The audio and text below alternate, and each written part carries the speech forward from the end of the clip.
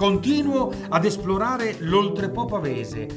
Salame di Varzi. Buonissimo! Un approfondimento, un supplemento di indagine. Sono qua nell'azienda artigianale di due fratelli, Ezio e Alberto. E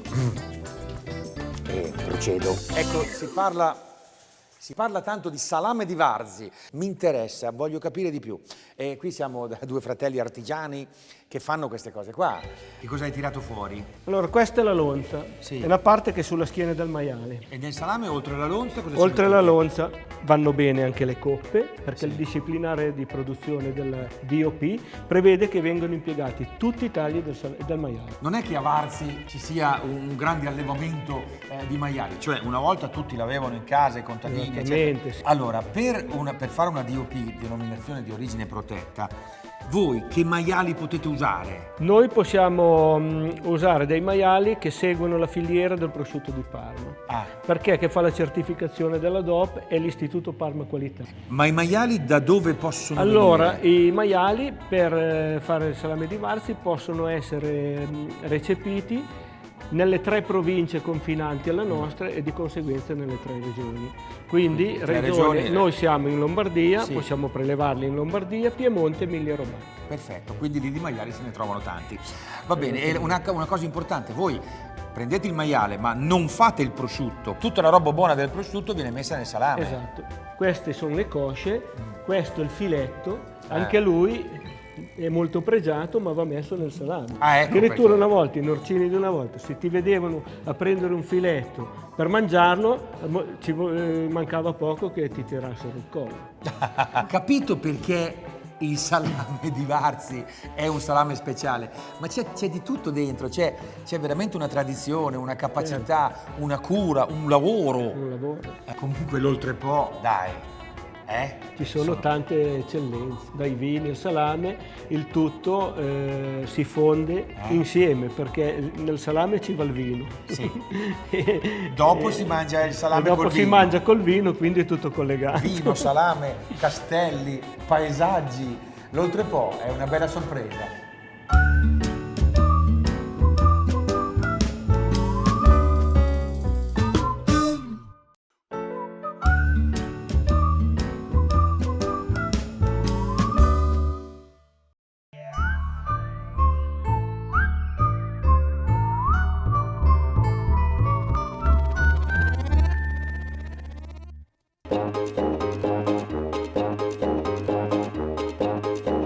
Il problema è come uscire dal castello Malaspina di Varzi, è enorme.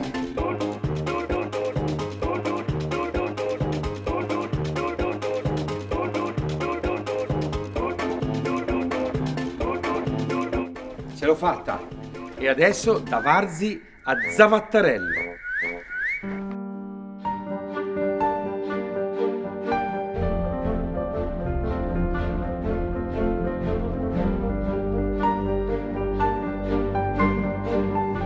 Zavattarello, Oltrepo, Alto Oltrepo. Se penso che la geografia l'hanno tolta dalle materie scolastiche mi viene un brivido, perché la geografia è tutto, la collocazione geografica è tutto.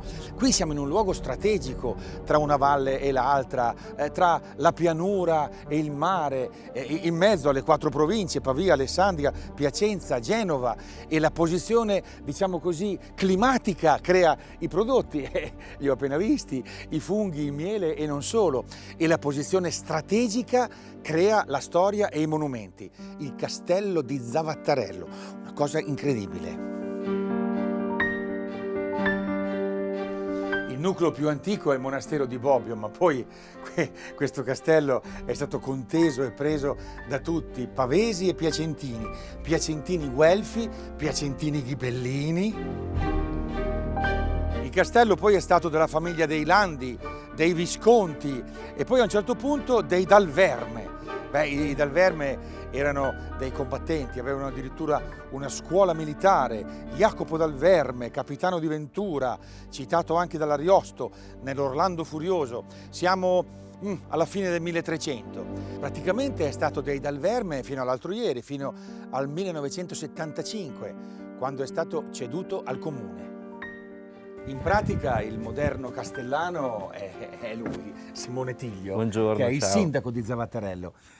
Simone, cosa se ne fa un sindaco di un castello come questo? È un'eredità a doppio taglio? Eh sì, certo. Quello che si può fare è cercare di mettere a frutto un'eredità così importante come questo castello di 1000 metri quadri, una fortezza millenaria, cercando di farla diventare il volano per il rilancio turistico della zona, integrandola con tutte le bellezze che ci sono qui attorno, a cominciare dai laghi, dai parchi, per arrivare fino alla rete degli altri castelli che ci sono in Oltrepò Pavese e tutto il patrimonio enogastronomico di cui possiamo vantarci e che va assolutamente promosso. Simbolo, perno per valorizzare un po' tutto il territorio. Ma me lo fai vedere meglio sto castello? Perché è tra l'altro come tutti i castelli, forse più della media degli altri castelli, è pieno di curiosità e anche di storie. Ma certo, prego, accomodiamoci.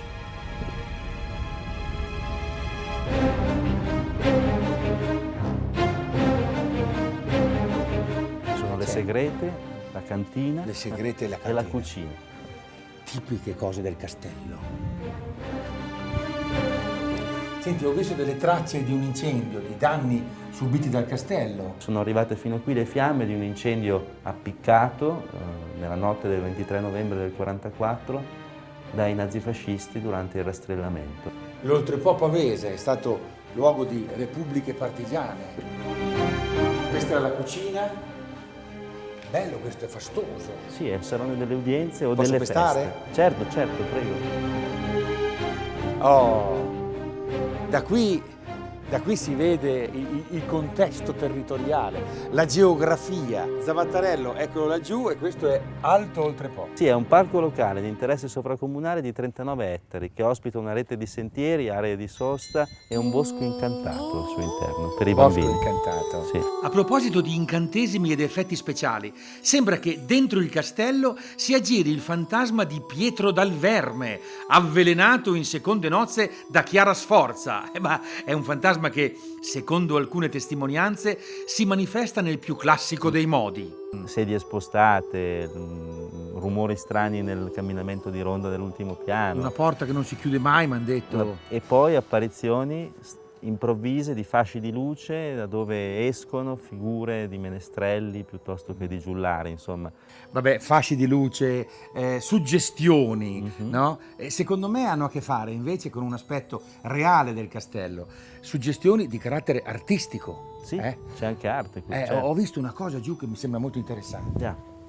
Ecco qua, questa è un'opera d'arte. Cosa c'entra un'opera d'arte in un castello? Qui è pieno di opere d'arte, c'è anche un museo di arte contemporanea con oltre 120 opere di collezione permanente. Grazie mille. Grazie a te Patrizia. Io proseguo il mio itinerario, sempre in alto, verso l'Alto Oltrepò. Benissimo. Ciao e grazie. Ciao.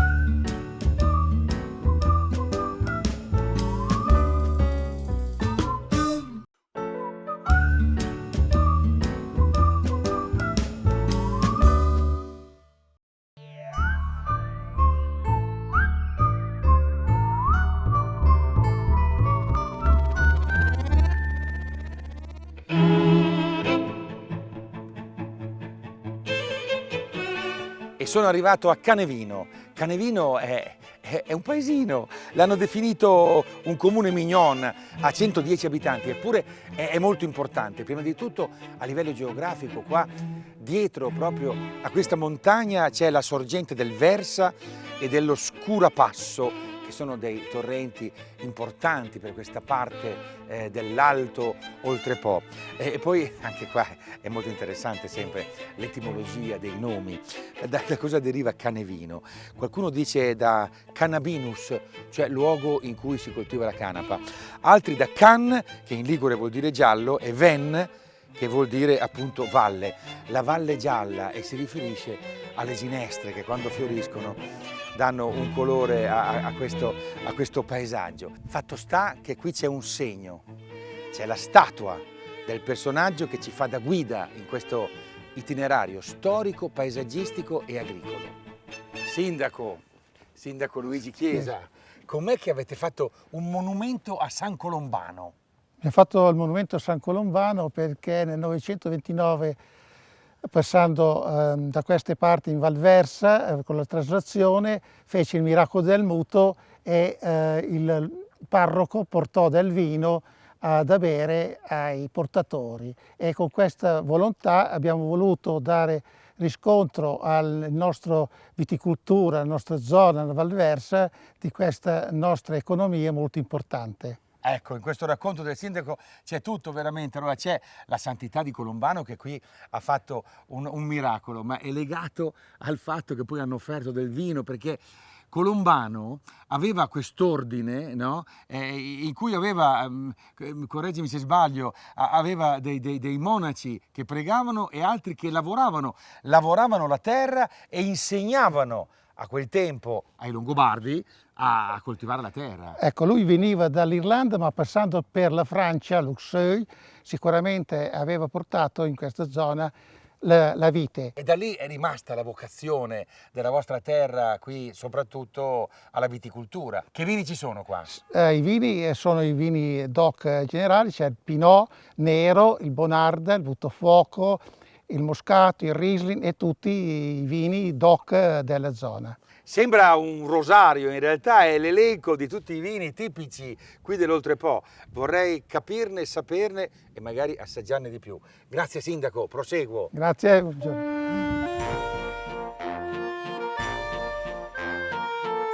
L'esperienza agricola di San Colombano poi naturalmente confluisce nella tradizione benedettina. Certo, va detto che qui la vigna è chiaro che non l'ha portata lui, c'era già al tempo dei Romani e beh, comunque no, non parliamo soltanto di vigna, di vite e di vino. Per esempio guarda questa bella chiesa, questa è la chiesa di Sant'Alessandro del 1344, rimaneggiata poi nel Settecento, contiene anche dei dipinti del Settecento, restaurata negli anni 30 del secolo scorso e in particolare hanno restaurato qui la sacrestia, che è un museo del cavatappi.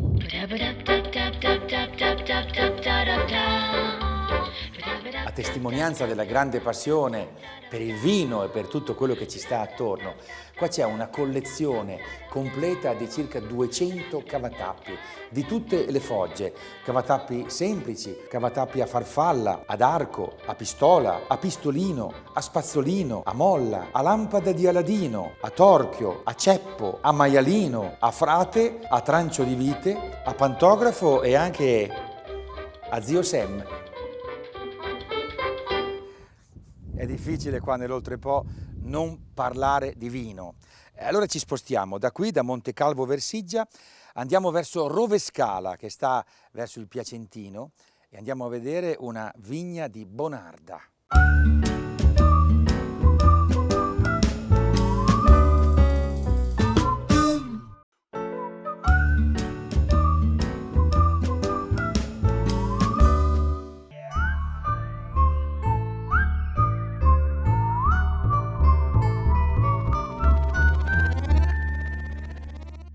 Vieni. Un'immagine, una foto, un'immagine significativa di Rovescala e in questo caso del suo sindaco Andrea Portinari, perché è vero o non è vero che, diciamo, la storia del vino affonda le sue radici a Rovescala?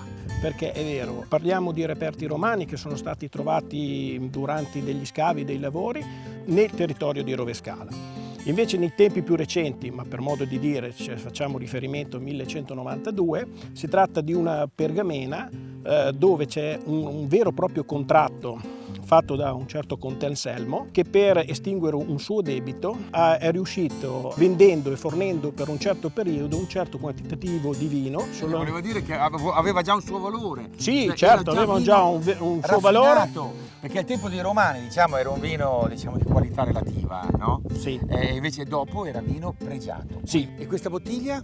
Questa bottiglia è la testimonianza di quello che ti dicevo. Il documento di cui abbiamo parlato, la pergamena, è riportato parzialmente in questa etichetta. Certo, ecco qua, questa è la prova. Allora, l'immagine, la cartolina, Rovescala, il sindaco, la bottiglia, il vino, la storia. E a proposito di storia, ciao Cristiano. Ciao Patrizio. Ecco, allora, lui è un viticoltore gerontofilo, nel senso che la tua vigna ha più di 100 anni? 109 anni. Ma non sarà troppo, ma dicono che la vigna va rinnovata, che la vigna nuova produce di più. Perché una vigna così antica? Perché produce un vino veramente eccellente, da un prodotto con le radici si inabissano nel terreno, passano attraverso questo legno vecchio e tutte queste sostanze arrivano poi all'uva e danno un prodotto veramente di altissima qualità. Il vitigno è croatina. Il vitigno è croatina, Sì. questo è un vitigno antico, per cui è proprio una vecchia bonarda di Rovescala. Però ha 109 anni. Ha 109 anni. E Messa produce di nuova. meno di una vite moderna. Allora perché? Perché noi siamo legati proprio anche a questo vigneto, perché i nostri bisnonni lo hanno piantato, ma soprattutto perché il prodotto che esce da questo vigneto è differente, in quanto la maggior parte della sostanza che arriva all'uva viene elaborata dal legno vecchio. Questo è un vecchio grappolo di bonarda. Ecco, posso una prova di carattere organolettico per raccontare e qui questa è proprio Prego. è Assaggi. l'uva che fa la bonarda. Questa è pruina, si chiama pruina cerosa, che avvolge l'acino e su questa pruina si attaccano i lieviti proprio di questo vigneto, di questo terreno, che poi vengono utilizzati per fermentare il mosto e produrre poi Quindi il roba vino. buona. Roba buona, sì. Eravamo rimasti a gallina vecchia fa buon brodo, invece bisogna modificarlo. Legno vecchio fa buon vino. Va bene. Grazie Cristiano. Grazie a te. a te. No, è stato molto interessante questo discorso, direi di, come dire, tecnico, enologico, ma anche molto filosofico. Grazie mille. Matteo qui fa l'agronomo. Matteo, allora però qui in Oltrepo non è che si fa soltanto il vino Bonarda, se ne fanno tanti altri. Si fanno tanti vini perché questo è un territorio proprio che nasce per la viticoltura. Per esempio si fa il Pinot Nero, il vitigno è internazionale, qui si fanno sia vini a base spumante che vini rossi con questo vitigno. Poi si fa la Bonarda come hai detto tu, ma si fa anche la Barbera, si fa il Riesling, si fa il Buttafuoco, si fa il Sangue di Giuda che è un vino rosso, si fa il Moscato, quindi c'è una possibilità organolettica infinita. Cosa c'è qua di particolare? Beh, sicuramente ci sono i terreni e il clima adatto. Per esempio qui siamo lungo il 45° parallelo, quella linea accreditata di ospitare i maggiori luoghi della produzione vitivinicola mondiale. Ti faccio qualche esempio: Bordeaux, la Borgogna, il nostro Piemonte con il Barolo, qua dove siamo, ma anche il Tokai, e se andiamo nel Nuovo Mondo anche la Napa Valley in California, sono tutti sul 45° parallelo. Cosa significa il vino per l'Oltrepo? Ma il vino per l'Oltrepo significa tutto, è il suo sangue, è il suo DNA. È quasi obbligato l'Oltrepo a fare il vino perché gli viene così bene. Certo, deve imparare a mettere in rete, come dite voi, maggiormente questo prodotto con le altre offerte turistiche, sociali, eccetera. Però qui il vino si faceva 2000 anni fa e sicuramente si farà ancora nel futuro, è la cosa che sanno fare meglio. Come faccio a parlare di vino senza averlo Bene. assaggiato? Ti porto in un'enoteca qua vicino e assaggiamo i due estremi, perché nel mezzo poi c'è tutto. Assaggiamo uno spumante metodo classico a base Pinot Nero e un vino rosso che si chiama Buttafuoco. Buttafuoco!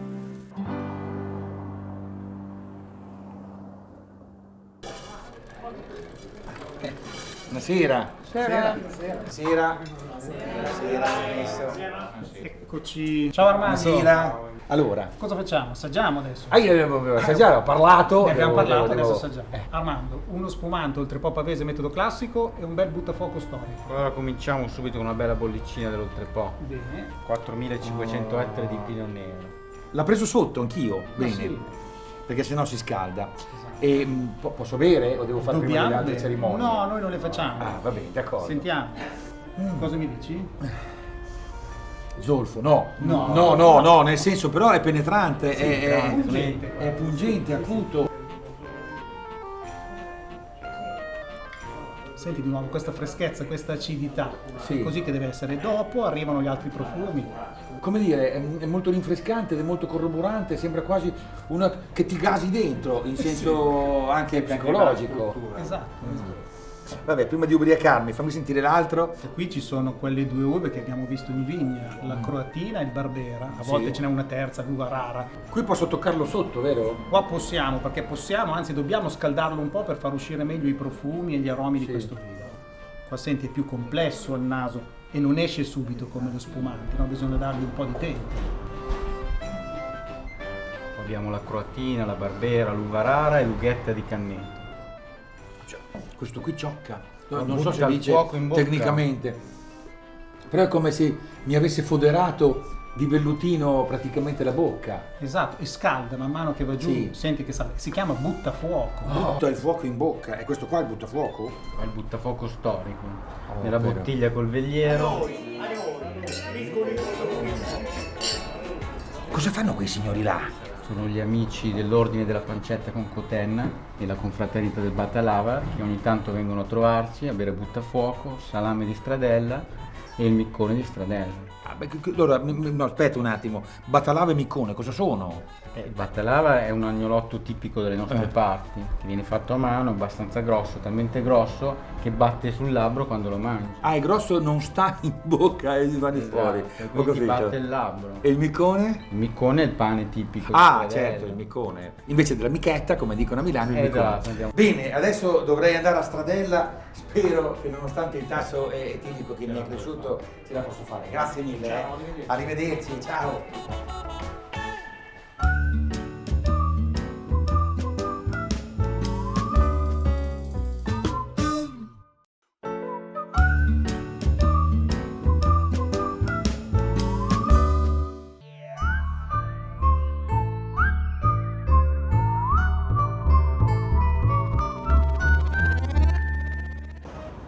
Ma che cos'è? Ma è un colpo basso per me, ma è la mia passione, il motociclismo d'epoca. Ma sono bellissime! Dai, sono dei gioielli! Sì, Buonasera, Buonasera. piacere. Gianni. Gianni, cosa sono questi? Queste sono moto prodotte qui a Stradella a partire dal... Come? dal- Qui nell'Oltrepo? Qui non solo Ma nell'Oltrepo, ma in dai, non particolare solo a vino, Stradella. ma anche le Certo. motociclette. Certo. Marche autoctone, mi Certo. piace usare questa parola. Alpino e cioè Ardito. di questa zona. In questa zona di Stradella in particolare. Ardito e alpino. Ma sono veramente interessanti e particolari, ma cosa sono? Allora. E a quando risalgono? Questa è un 125, 125. ed è stata prodotta negli anni 60, ruote basse da 14. Sì. Posso inforcarlo un attimo? Guarda, altro questo- che. ma che meraviglia, ma... dai! Che figura faccio così? È bellissimo! Certo, si chiamava Alpino perché in salita doveva... camminava. Certo. Ma quest'altra Questo è è un l'Ardito. ardito? È l'Ardito, lo stesso progettista dell'Alpino, no, fuoriuscito dall'Alpino, ha prodotto l'Ardito. Ma sono perfettamente conservate, quindi Beh, questo cioè, abbiamo le fatto. amate? Certo, abbiamo. Questa Questa è è la più mia, grande. questa è la Ah, è mia. la tua? Sì, questa è la mia. Dai. È sempre un 125, 3 marce. Sì, però è un po' più... È un po' più a... C'ha il suo serbatoione. Questi qua cosa sono? Beh, questi sono cilindrate inferiori, questo è un ciclomotori. ciclomotori, questo è un 48. Eh? E queste sono le prime moto che ha fatto l'Alpino. Questo sono è- nati con motori ausiliari. È il nonno e lo zio, è Certo. una specie, posso dire, senza offesa, di Certo. moschito. Moschito. Lo sapevo, si è offeso. Vabbè, insomma, Questo era No, l'Alpino, quindi è qualcosa di no, più no, del per carità. moschito. Questa leva si aggira Sì. sul il rullo trascinava la ruota. Perfetto, trascinava la ruota a meno che non piovesse, Anche- perché se esatto, pioveva in questo- non trascinava niente e Esatto, tu dovevi pedalare. esatto. Cioè, oltre all'oggetto in sé che è stupendo, è l'idea, l'ideologia che Certo, c'è. certo. Questa l'hanno fatta per mettere La in popolazione, sella certo, la gente normale. Esatto, subito dopo la guerra. Venivamo via appunto dalla guerra, ladri di biciclette, la Sì, bicicletta, nel caso. e questa è una bicicletta in più, una bicicletta più. E questo cos'è? E soprattutto di chi è questo? È mio. E tu, Daniele, cos'è? È una meraviglia totale. Questo è un motocarro Eh, per il trasporto in agricoltura, per in edilizia, può portare fino a 2 quintali, 2 quintali, interessante. Io sarei un quintale, quindi mi porta. ti porta assolutamente. E tu mi porteresti a Stradella perché devo andare a Stradella e arrivarci con questo. Andiamo. Dai, e di che anno è? Questo è del 55. È 55, si conserva bene, meglio di me, abbiamo più o meno la stessa età, posso? Prego, andiamo? Andiamo. Sei pronto? Pronto. Ma devi pedalare adesso per Sì, partire? sì. Ma ce la fai? Sì! Bene, perfetto! È partito al primo colpo! On the road per l'Oltrepo Pavese. E beh, ma 3 ruote è meglio che 2.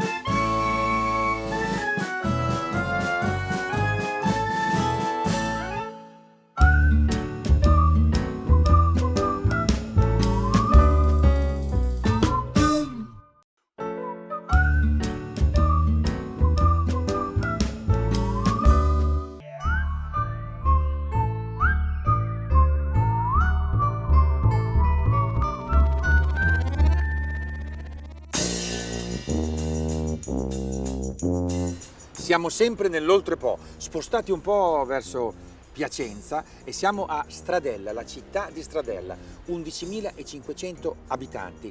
È storica la città, tant'è vero che era la stricta via dei Romani e avevamo le mura, avevamo tutta una serie la rocca e quant'altro.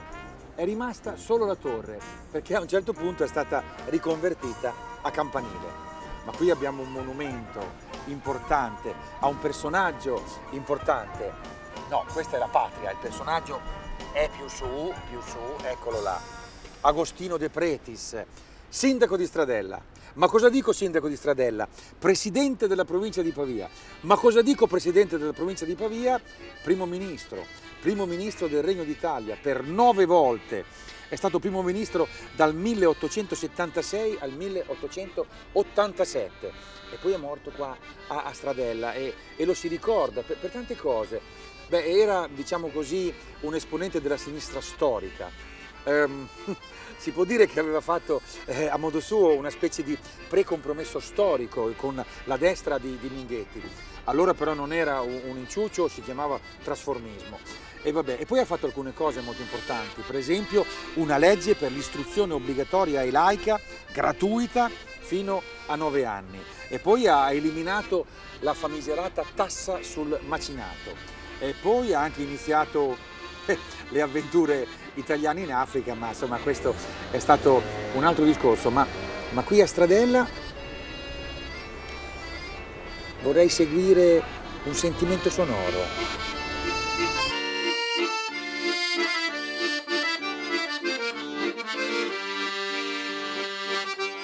Citazione di Paolo Conte.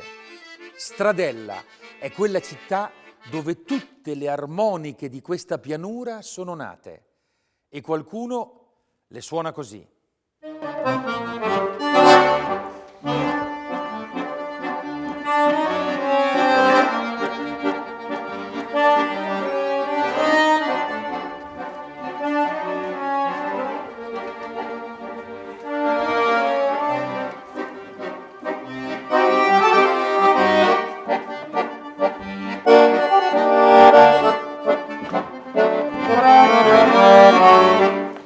Erano Michele e Giuseppe, due giovani qui di Stradella che ancora costruiscono e suonano la fisarmonica, ma noi siamo nella fabbrica Dallapè. Dallapè è Mariano Dallapè, 1876 realizza la prima fisarmonica e questo signore è Fabio Dallapè che è un discendente di Mariano. Esatto. E siamo in questa fabbrica che ha funzionato a pieno regime fino al 2010. E dal 2010 è così, bloccata nel tempo. Esatto. Ma qual è la storia? Mariano Dallapè che è nato a Brusino di Cavedine, quindi trentino, quindi sì. Allora era un emigrante che veniva verso l'Italia per andare verso le Americhe sì. E si è fermato a Stradella perché lui tra l'altro aveva un vecchissimo organetto austriaco che portava dietro per suonare e quindi logicamente per mantenersi direttamente. Qui a Stradella, caso volle, che qualcosa si è rotto. E allora cosa ha fatto allora? Ha costruito con pezzi di fortuna, i bottoni sono dei vecchi campanelli diciamo, le ance sono fatte con le posate di alpacca, sì, ha cercato di racimolare un po' tutto e ha costruito questa prima fisarmonica moderna. Perché moderna? Perché mentre prima gli organetti suonavano soltanto in chiusura di mantice, lui ha inventato il fatto della diatonicità, ossia il fatto che la fisarmonica funziona sia in apertura che in chiusura di mantice. Ha costruito questa azienda qui, questo dove siamo oggi nel 1895, dove già c'erano una bellezza di 80 dipendenti.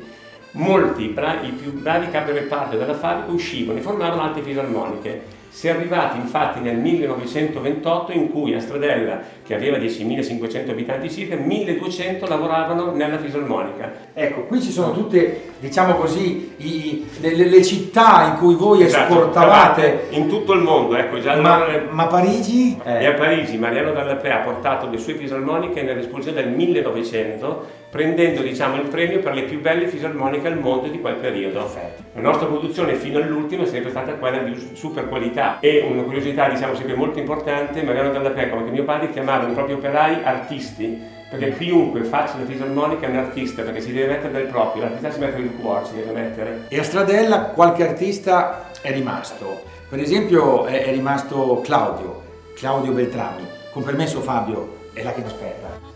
Ecco, Beltrami è un artigiano che tuttora nel suo laboratorio fa le sue fisarmoniche. Mi spieghi come si fa una fisarmonica? Allora, si parte da una struttura di legno. Sono delle casse in multistrato da 5 mm di compensato marino di prima qualità, per poi essere ricoperta di celluloide. Poi, sempre con il legno, si costruiscono queste cose che si chiamano sommieri. Queste sono importantissime perché su queste vengono assemblate le voci, una sopra e una sotto, perché la fisarmonica suona quando si apre il mantice e suona quando si chiude. Che è l'invenzione proprio. Esatto, allora ci devono essere due ance che suonano. In entrata e in uscita. In entrata e in uscita. Aspetta che vediamo se suona. Ognuna ha la sua certo, dimensione. queste infatti si chiamano anche volgarmente scale, perché sono in scale in base all'altezza delle ance. Il tappo è collegato al tasto, quando tu premi il tasto la valvola si alza, l'aria entra e la fa suonare. È chiaro?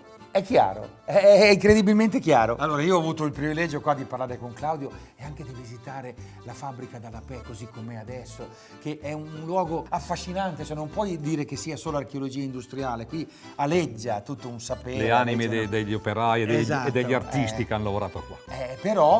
Però chiunque viene a Stradella può andare al Museo della Fisarmonica. Praticamente siamo già dentro al museo. Eccola qua, la prima fisarmonica di Mariano Dall'Apè, 1876. Ci voleva, lo chiedo allo storico Pierangelo Lombardi, ci voleva qui a Stradella un museo della fisarmonica? Certamente. Dopo tanti anni ce l'abbiamo fatta.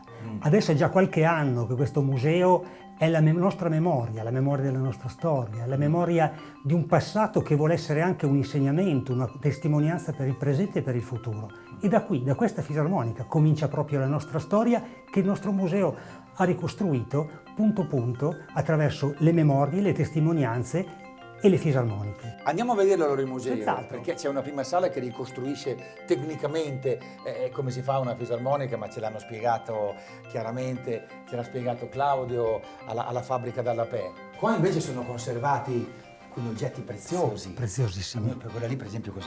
Questa è un'altra Dall'Apè, è una Dall'Apè della fine dell'Ottocento, anni 80 dell'Ottocento addirittura. Questa è una Dall'Apè, credo, con gli specchietti contro il malocchio. Gli specchietti contro il malocchio. Ecco, questa invece è un esemplare molto particolare, è una super deluxe della cooperativa L'Armonica. Certo, la cooperativa L'Armonica. La fisarmonica per Stradella è stata veramente la cultura, è stata l'economia, sono tutti operai usciti dalla Dall'Apè che si sono messi in proprio e in questo caso si sono messi in cooperativa per dimostrare di poter far da soli senza si diceva allora il padrone. Certo. E a questo punto questo è uno dei prodotti forse più belli, tutta appunto in madreperla. Ecco, ma a proposito del padrone, a proposito della fisarmonica, ma la fisarmonica ha rappresentato anche da un punto di vista ideologico, no?